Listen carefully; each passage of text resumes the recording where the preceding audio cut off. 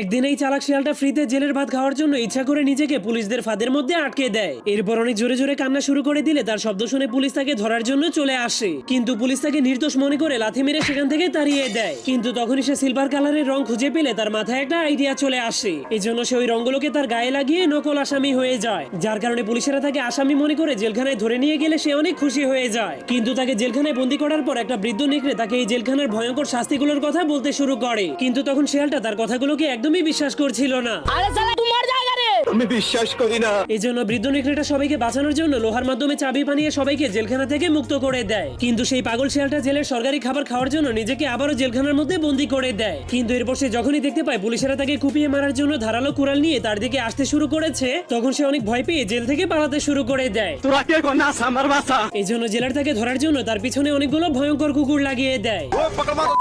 কিন্তু তখনই পানিতে নামার কারণে তার উপরে লাগানো নকল রংটা